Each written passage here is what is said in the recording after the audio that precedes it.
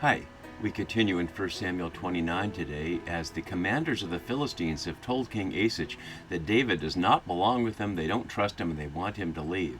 And now Achish has to decide what authority he has and whether he really wants to keep David, who he's just declared would be the guard of his head for life, really forever, and yet now that forever may be very short. So to set us up for our passage, we can see on the right side of the screen we've been following this chiasm that structures the second half of 1 Samuel from the symbolic death of Saul when Samuel told him that Yahweh had taken away the monarchy from him and symbolically cut off Saul's royal robe, to the bottom where we see the physical death of Saul and Jonathan in chapter 31. We're right now in this section here in chapter 29 where the Philistines reject David, parallel to David rejecting the Philistines with Goliath up there.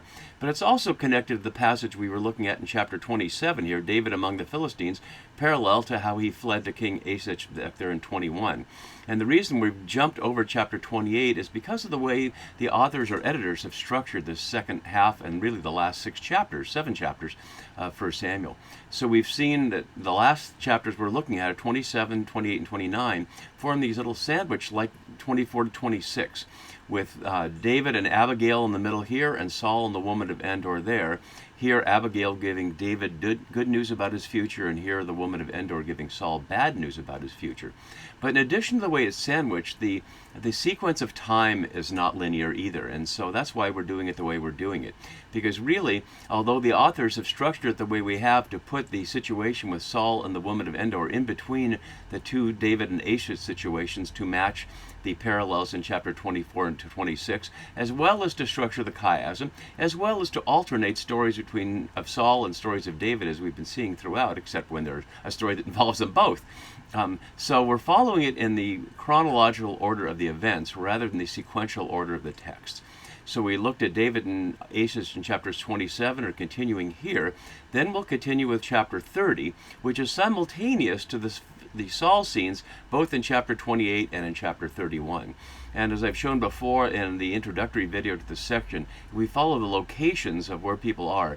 That makes sense, as we'll see here, because they've been at Aphek and are about to go up to Jezreel, and David is going to go down to Ziklag and be down here, as he's already been attacking some of these people. But in chapter 30, when the Amalekites, when it's reported that David, the Amalekites have burned down Ziklag, he'll go down there and take care of that, which is to set up, among other things, as Baruch Halpern has set all this structure to resolve one implicit question, whether David was involved in the death of Saul.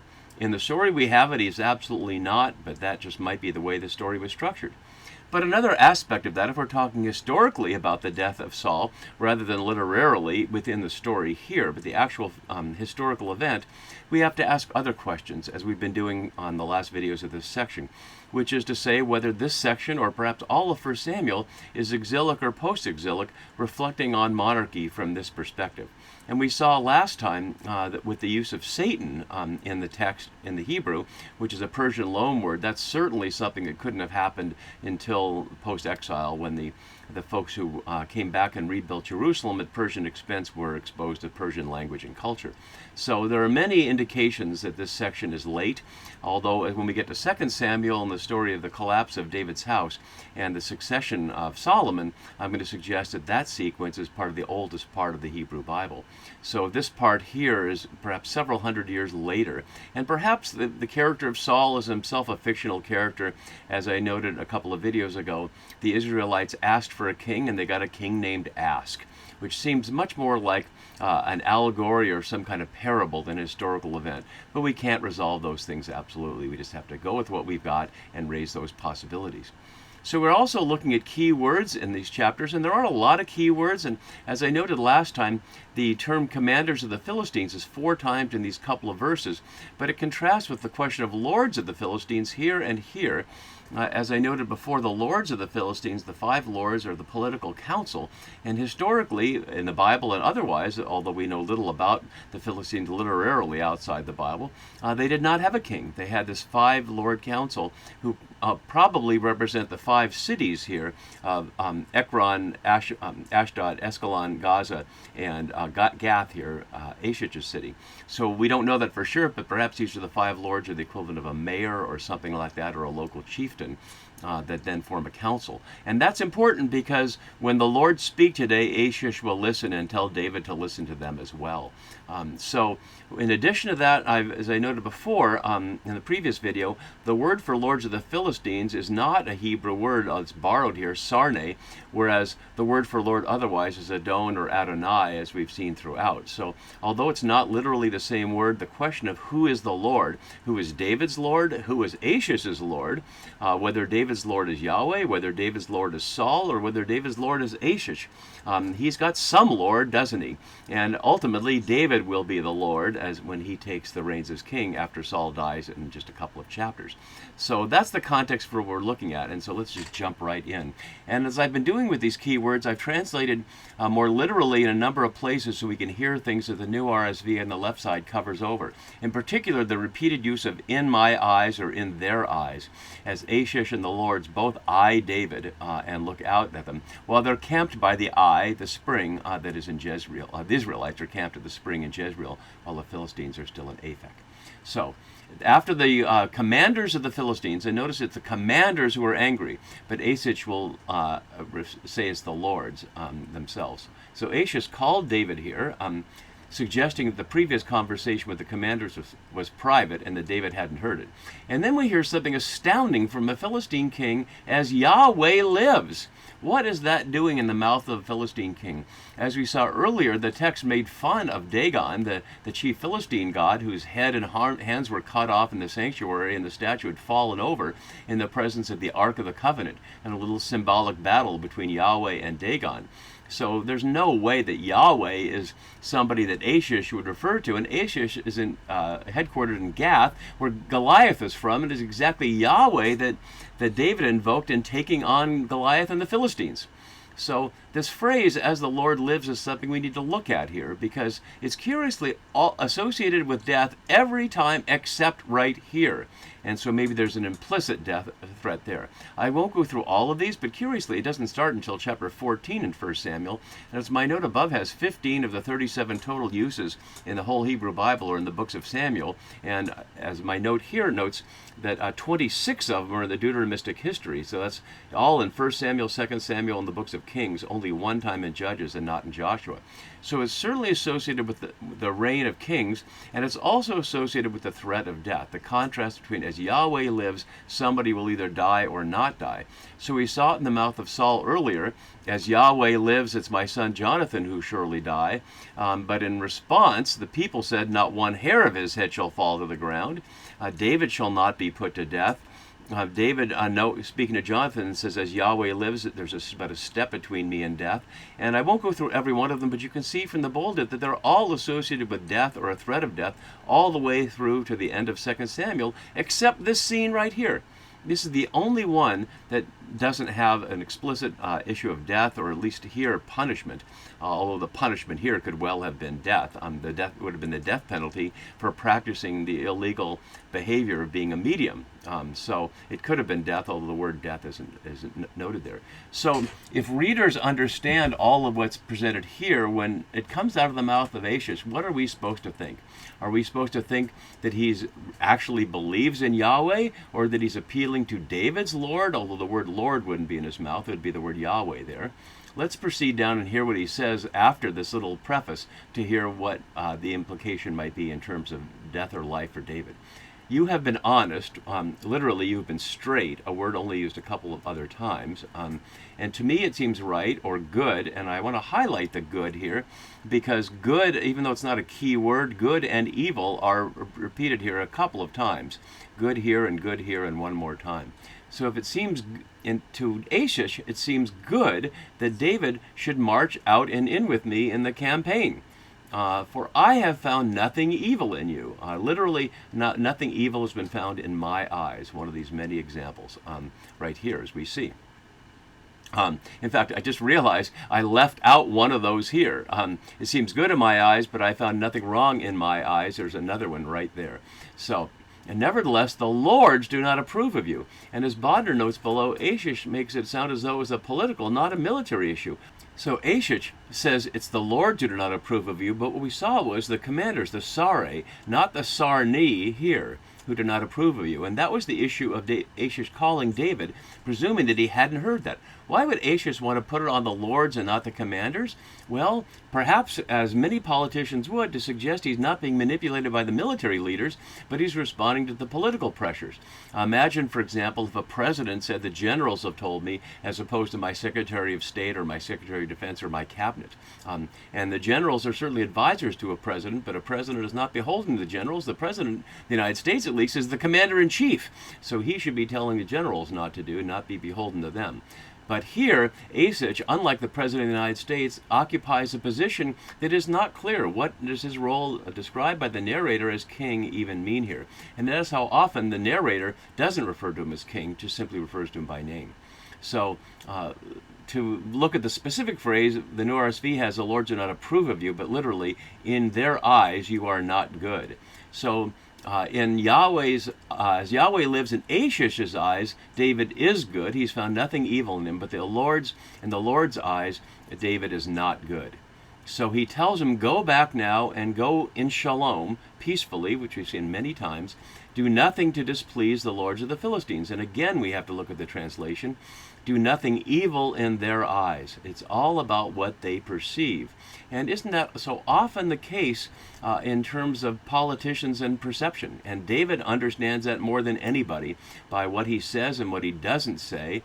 His many protests that he would not harm the anointed of Yahweh made loudly and publicly, and yet the implication might be that he has still done that. So David understands, and the authors understand, that political speech is one thing, but what people actually do is another. So what people see is the public face of it, but what they say or think in private, it may well be another story. And I can certainly testify that as someone who worked in the United States Senate as a counsel and judiciary committee, I've certainly seen that what politicians say in public or how they want to be seen may have nothing to do with what they're really thinking or how they behave in private.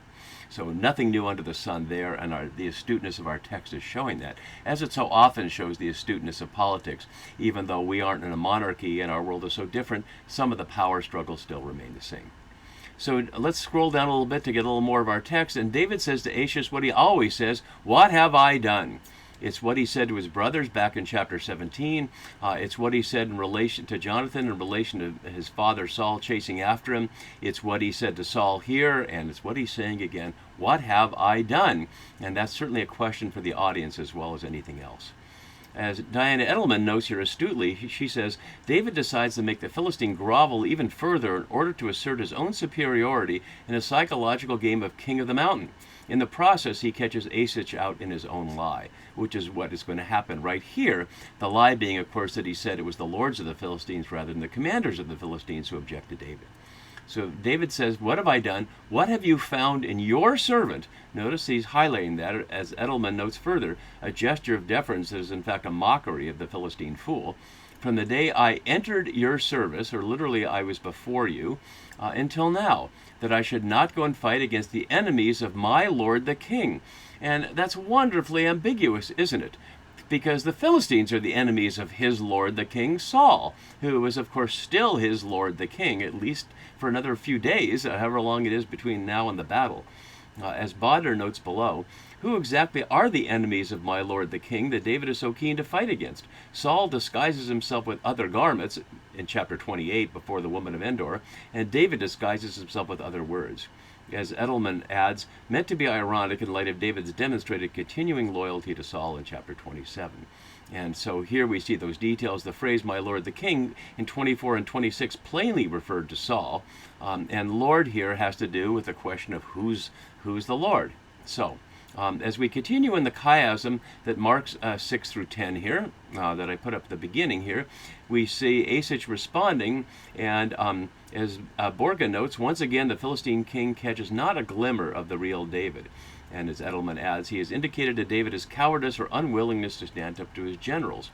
And so what he actually says is, Achish replied to David, I know that you were blameless in my sight, or literally good, highlighting the good that we saw earlier, and that's right here, as an angel of God. Wow! He's not only claiming the name of Yahweh, but an angel of God. And as Bodner notes, on one level, Achish's angel counters the Satan used by the military captains, but I suspect there might be a deeper narrative purpose here. First, Achish is falling into the same trap as Samuel before him. In chapter 16, Samuel judges through the eyes and misses the heart of the matter. Second, the next time the angel of God's simile is invoked will be by the wise woman of Tekoa in 2 Samuel 14, when Joab has set her up to get David to wake up to the fact that Absalom is about to stage a rebellion against him because David has not done anything about the rape of Absalom's sister Tamar. And so quite a set of sequences, both backward and forward, are evoked here in the question of a Philistine seeing David as good as an angel of God. Nevertheless, though, despite that, the commanders of the Philistines have said he shall not go up with us in battle. And so now he's acknowledging it's the commanders and not the Lord. Notice that earlier they said he shall not go down to battle, and now he says they shall not go up with us to battle. Probably doesn't make that much of a difference, but often repeated words do make a difference, and here he doesn't quote it exactly right. Perhaps he's nervous under the circumstances, and that would not be surprising. So he continues here in verse 10 with a little chiasm in the verse around these words, morning, go, and get up, repeated.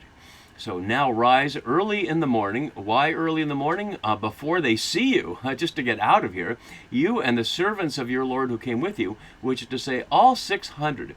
And this raises an interesting question that the commentator Malul notes. He links them with the disaffected Benjaminites in 22:7 who side with David and eventually kill Saul at David's command. That's his view. Let's go back to 22:7 and see what he's talking about. Here Saul said to his servants who stood around, "Hear now, you Benjaminites, will the son of Jesse give every one of you fields and vineyards and make all of you commanders of thousands, commanders of hundreds?" Which is the threat that we heard in 1 Samuel 8 of what kings would do, and take your sons and make them commanders and have them run before his chariots.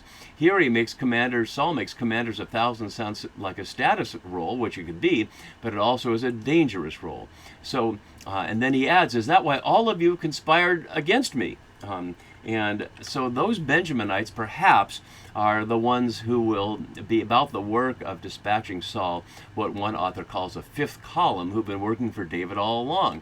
And that suggests the source of the information network that has provided David with the knowledge of where Saul was in all the time they've been chasing, although it's been stated anonymously and passively. David had been told and things like that. So you and the servants of your Lord who came with you. Now he acknowledges it's Saul, even though just now David had claimed it was Achish. And go to the place that I appointed you. And what we have to recognize here is after the word go, the rest of this verse is not in the Masoretic text, the Hebrew, but in the Septuagint, even though the chiasm that we have fits the Septuagint. So the final editors obviously had the Septuagint in the 3rd or 2nd century BCE, so long after the fact, and perhaps structured the Septuagint that way to create the chiasm. So this is what's added. To the place that I appointed for you, which is Ziklag, of course, and that's exactly where David will go. As for the evil report, do not take it to heart, for you have done well, or done good in the Greek in this case, before me, or literally in my sight. Not before my eyes, but Enopian does mean before me or in my face. Not literally, but someone speaking directly to somebody. Start early in the morning and leave as soon as you have light. Notice the little chiasm there about early in the morning. So our short chapter here ends with David set out with his men early in the morning to the return to the land of the Philistines, but the Philistines went up to Jezreel. And as Haberstal and Holmes note below, the narrator does not say what David would have done if he had not been granted that last-minute reprieve from the battle. Would he have fought against his people to save his skin? We are not told, and the silence is deafening. And then finally, also from them, we hear, yet the narrator left open the possibility that through his absence from this crucial final battle, David intentionally facilitated Israel's defeat in order to seize the throne without being implicated in the deaths of Saul and his sons. So that's one view, that he's out of the way where he could have helped and helped there be a victory. But we don't know, as always, what's in David's thoughts, and that's one of the beautiful things about how this text is written. It allows very intelligent commentators, at least 2 millennia later, to express a variety of views. And that's the way Hebrew Scripture is, as we see in the Midrash. Way earlier after the fact of the text, but the Midrash often has multiple points of view that just sit there without trying to get the right answer. So different than so many Christian interpreters who feel like the text has to have an exact right answer, and if you don't have that answer, you're a heretic. But the Jewish way of entering the text is much more openly ambiguous than that. So we'll continue directly here next time with David and his men came to Ziklag as Achish told him, and find that his hometown is burned down and his wives are taken captive. What David will do in the face of that, we'll see next time. See you then. Bye-bye.